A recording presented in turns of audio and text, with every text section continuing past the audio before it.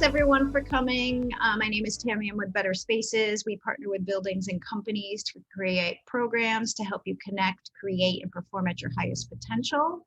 Today we have relieving your back and neck pain, easy drills to feel better fast with Dr. Paul.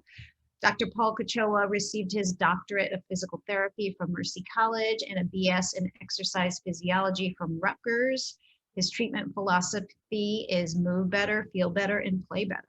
So I am going to, a little housekeeping. If you have any questions, feel free to unmute or write them in the chat and we'll get to them maybe at the end. But take it away, Dr. Paul. Awesome.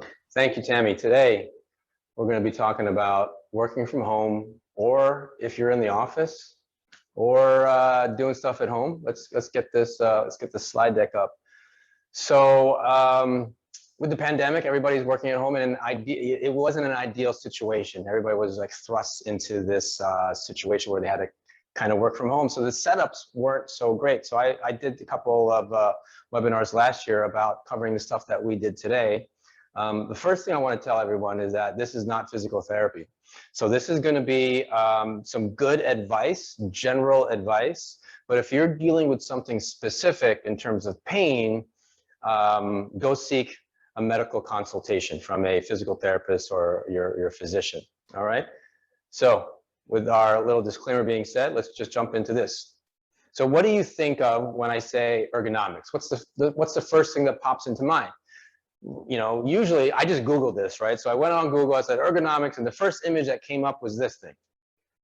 So this lady here is in her chair, and I always tell my clients when I see them that the first thing that you want to look for is where is your screen? And a lot of times already when we're like on our phone or our tablets, our head is down and we're kind of like in this flexed position, right? So we want to avoid that as much as possible. So the top of the screen, like it's shown in the picture here, the top of the screen should be at eye level, right? So that's a guarantee. I love that position. But if you look at this, there's a lot of 90-degree angles. So our body isn't really designed for sitting, and with all these 90-degree angles, like the elbow, I think this is great. And this is the way that we've been doing it and prescribing ergonomics for years in the physical therapy field. You know, the wrists are going to be at the same height as the keyboard, your elbow, the table, the desk that you're working on, your workstation is going to be at elbow height. Your knees are level with your hips. And if you cannot get your feet to the floor, you got to prop them up with something. So you have to kind of make the pros and cons or make adjustments where you can, depending upon your type of chair and your type of workstation. Now, that being said, your body adapts to the positions and postures that you put on it, right? So if we think about when we're only sitting 90 degrees for a prolonged period of time, our body will adapt to that position. And a lot of times what happens, what I run into with my clients is that they have issues with neck or back pain, especially when they transition out of that chair, when they go to stand up. I had this patient the other day, he's like, you know, I can't sit more than 3 minutes. And then when I go to stand up, I'm fine sitting, but as soon as I go to stand up, I have a hard time with my hips, with my back, because I'm transitioning out of that 90-degree bend, right? So a couple other options. You've probably seen something like this, a standing desk, right? This guy has 1 foot up, which also that 1 foot elevated can reduce the strain on your back as well. You know, think about like if you went to a bar, right? I don't know if anyone's been to a bar lately, but anyway, if you go to a bar and you're at the bar, you're going to order drinks, I guarantee that there is something underneath the bar, like a metal bar that you can rest your foot on. So that way you can spend more time in a comfortable position with your foot propped on something and your elbows on the bar drinking away, right? But this would be an ideal standing setup. Now, a couple other options as well. If you can't elevate your desk or you don't have the money for paying $1,000 for an adjustable pneumatic desk like that, you can get this device that you just put on your regular desk. You just, you know, kind of put it up and it's on hydraulics. So if you have like 2 monitors like this guy has and it's kind of heavy, then it'll help with the lifting. Other options, and this is one that I use, this is a cheaper version, is just this little doohickey that you can put your laptop on, has a little mouse pad support on there, and it just goes up and down, and it fits on whatever surface that you're working on. You can even put it on your lap if you're working on the couch. Now, rule of thumb though is that you should not exceed these limits if you are standing or sitting. All right, so sitting limit is going to be 30 minutes, standing limit is going to be an hour, 60 minutes. You should get out of those positions. You know, just like running a mile or running a marathon or getting into a race, you have to train. So for example, the standing, if you're used to sitting, I wouldn't recommend trying to shoot for 60 minutes right away at standing. You're not going to be able to. Your body's going to be like, no, my feet hurt, everything hurts, my back hurts, whatever. We have to transition, and I like movements, transitioning from a standing to a sitting position every 30 minutes or every hour, depending upon what your preferred position is. Your body is made for movement. It's not made for static, you know, static positions for a prolonged period of time.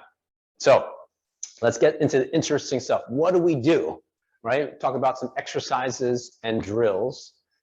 How do we reduce some of the tightness? So I'm going to try and get my mouse over here and transition into my two-shot. I've got my desk over there. I've got my chair. So let me turn this around this way so you get my side view. All right. So the first thing that I want to do is work on your neck. So I'm going to go forward here so you can see me there. What tends to happen when you're sitting and you have this slouch position and you're working like this is that a lot of these muscles in the front tend to get tight. And if you're exercising or whatever, you're an endurance athlete, you work out in the gym, you're wearing a mask and you have difficulty breathing, the muscles that we're going to stretch right now can also become tight. They're called your scalenes. And they start deep into the neck, the front part of your neck, and then they insert onto the first and second rib right up top here. And they can get really tight. So hopefully I'm not going to mess with my mic here, but to stretch this out, you're going to put your palms on your upper chest with your fingertips on your collarbones. And what's that's going to do is maintain that stability or hold down your ribs and your torso.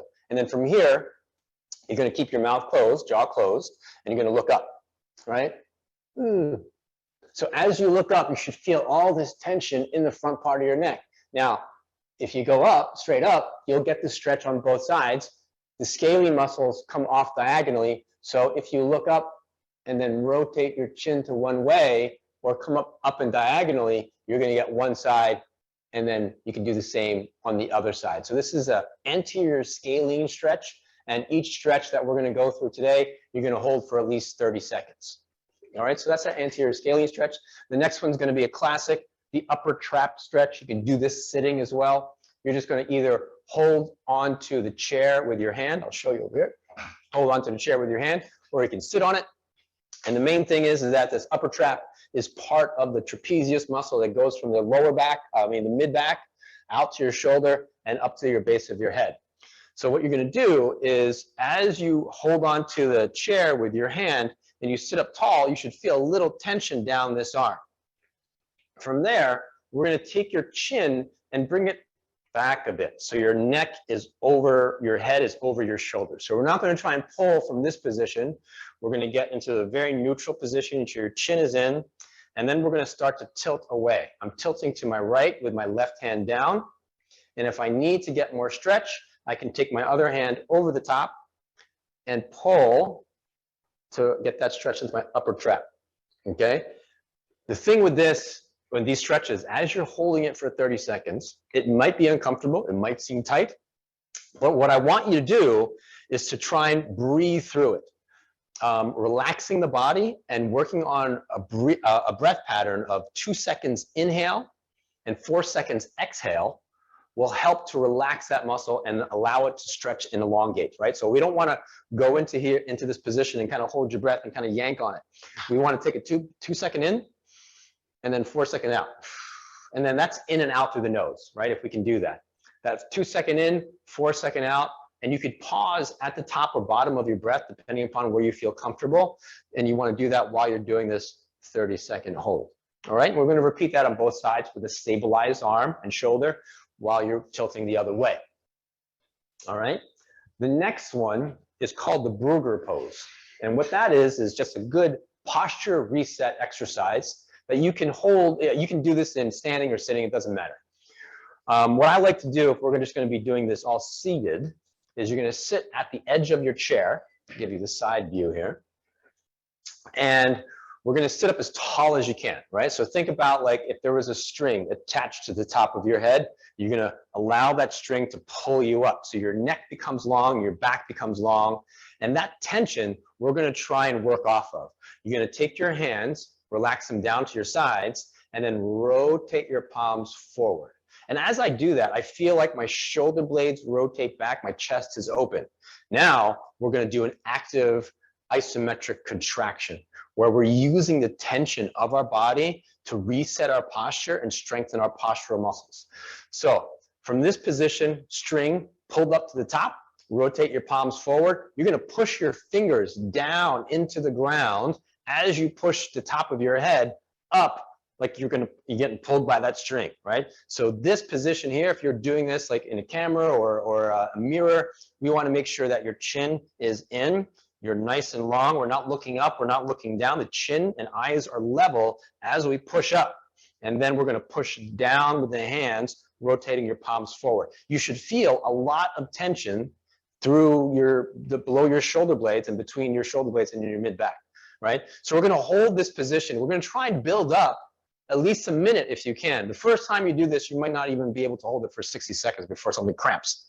But work up to at least accumulating up to a minute of that hold. So if I can only hold it for like 10 seconds and then I got to relax, and again, if I'm holding my breath, that doesn't count. I want to be able to breathe in this position, pushing down, pushing up. If I can only hold it for 10 seconds, that means I got to do that 6 times. All right. If you can do it for 30 seconds, you only need to do it twice. I would recommend doing that every 30 minutes at work to reset your posture. All right. And now let's move on to the lower back. So another issue with lower back pain and working from home and prolonged sitting is that the back tends to get rounded or relaxed. Even if I'm sitting back into the chair and I'm fully supported, you know, again, any static position is not going to be good for your body. It doesn't like it. So what I have people do, again, as a posture reset, is get to the edge of your chair so your back is not supported. You're going to put your hands on your knees. And this is hard for some people, but we'll see if you can do this, is we're going to slouch and overcorrect that slouch. We're going to sit up as tall as we can. And you can notice that the movement that's happening, the way I'm doing this, comes from my pelvis and my lower back. I'm not going from the head. A lot of times people will just, you know, do one of these. I'm slouching and I'm overcorrecting. No, right? So we don't want to have that start from the top. Think about keeping the eyes head level. Shoulders remain in that plane, that vertical plane, that up and down. As we tilt the pelvis underneath, tailbone comes underneath, we're slouching, and then tailbone sticks out, we're tilting the pelvis forward, and that gives us our overcorrection, right? And we want to go through a large range of motion through this, right? So again, movement or motion is lotion. You've probably heard that before. That movement helps to hydrate the discs in your lower back and it helps you stay mobile. So we're going to do that, you know, about 30 times or so, right? So whatever feels comfortable, whatever your body thinks it needs. All right. And then from there, we can move on to the hips. There's this thing called the figure 4 stretch, where you're going to put your ankle over your knee. So it looks like this, if you can see that angle. And if you feel the stretch, we're going to stop right there. The big thing as you do this is to not get into that slouch position. You know, so if you have the really tight hips and you're doing one of these, this might not be a stretch for you. You want to be able to get that ankle on that opposite knee and also maintain a good posture with your back. So my back is straight. My shin is horizontal. If I can get it, I'm pushing down with my hand on my knee. As long as I don't have any knee pain, I should feel this in my hip. And this is another one of those 30-second stretches that we're going to do with that breathing pattern of 2 seconds in and 4 seconds out through the nose. So that breathing pattern, another tip is to, when you do that, you want to keep your jaw relaxed by keeping your mouth closed and putting your tongue on the roof of your mouth. as you breathe, right? So we're going to do a 30-second hold in that position. If we need more stretch, we're going to maintain that posture, keep it straight, and we're going to tilt forward. I'm folding over my hip. I'm not doing this and leaning forward, all right? Because this, if I do this and I create slack in my back and my core, then I'm just searching for the stretch, right? I can just, oh, I don't know where the stretch is. I don't feel it. But if we stay stable in the trunk and the leg, I don't need to go far to feel that stretch. I feel that immediately right in my hip. All right, 30-second hold. So that's that figure 4 stretch. The next one is going to be a seated torso rotation side bend. So another thing that gets tight because of this rounded position is our mid-back. Our mid-back is supposed to be a very mobile segment in our spine. It needs to rotate. It needs to side bend. If it gets tight, then your neck or your lower back tend to take up the loss, take up the slack, and they move too much and you can get a strain there.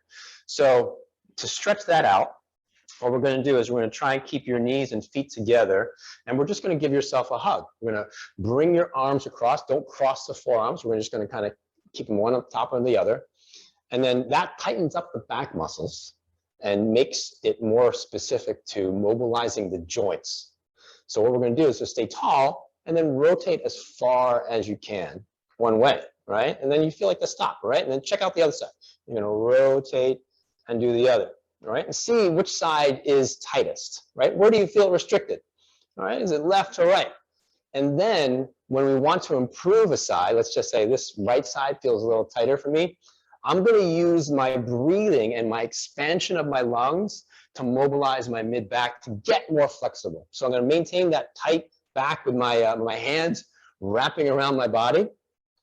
I'm going to rotate to that tight side. Then I'm going to take a deep breath in. I'm going to take a deep breath in, expanding the lungs.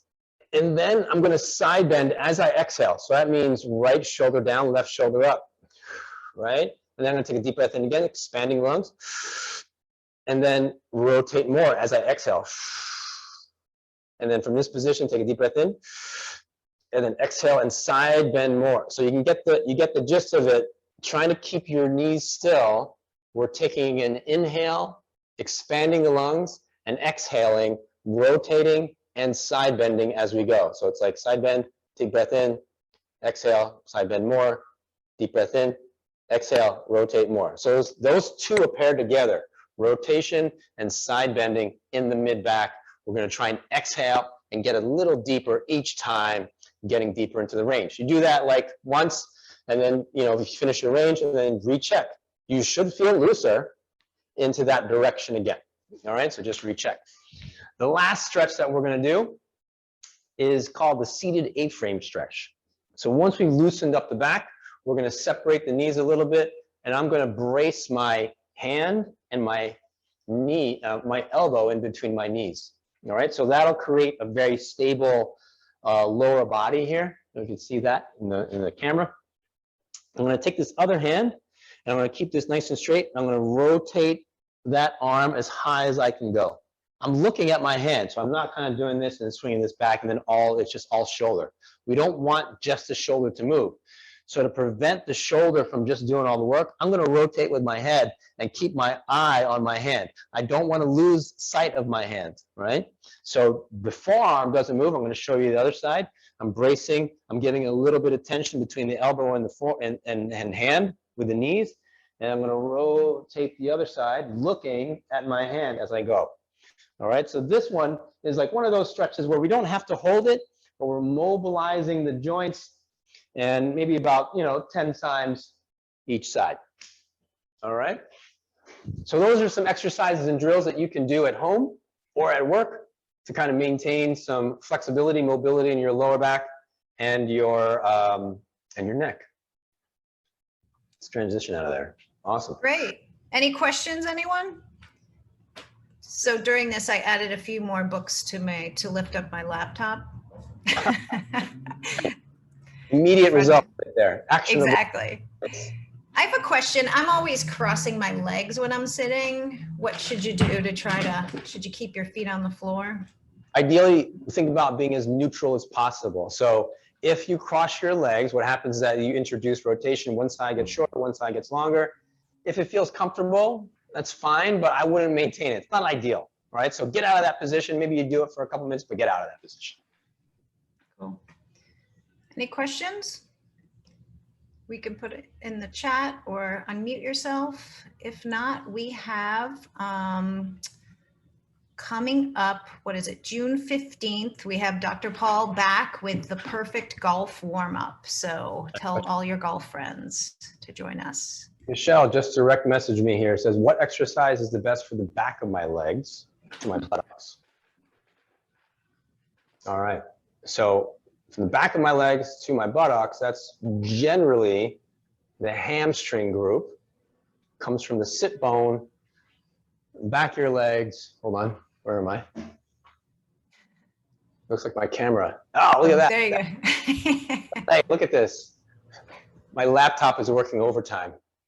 Anyway, so what we're gonna do, oh, let's see if this works. I'm like a 3-second delay here. We're gonna sit up nice and tall, flex the toes, and then bend the knee. Well, we can hold that knee position out and then pump the ankle up and down. All right? But the main thing is, though, so this is gonna be an active stretch for that back line from the buttocks to the back of the knee. I hope that answers the question. And again, as we did that other stretch, this is so weird, it's so late, the video, we want to stay in a good position. Don't slouch, and then do the ankle pumping with the knee straight. Let's see, I'm moving out. All right. Oh, that's funny. Marina had a question. Can you recommend exercises for knee pain and hip pain? All right, well, that is a good question, and probably beyond the scope of what we're covering here, mainly because when somebody comes in and says, oh, I have this knee pain and it hurts right there, I tell them I've got this saying that victims scream, but criminals stay silent, right? So what does that mean? That means that the site of pain doesn't necessarily mean that's the problem. What's causing the pain could be something else. So if somebody says, oh, I have knee and hip pain, I don't know, I have to look at the back. You know, I'm gonna look at the back, I'm gonna look at the hip, look at the knee too, but also look at the foot and see what that does. And unpacking that question, we have to look at what positions or movements increase the pain. That can kind of tease out what it could be. Sorry, I couldn't give you a direct answer, but the answer is it depends. I think you mentioned one of your other classes, it's not usually, like you said, the victim, it's the joint above or below. Yes. Right? Mm. You have to look elsewhere, because the body, you know, functions as a system of systems, and no one joint only moves by itself. So that's why we have to kind of look at the whole system.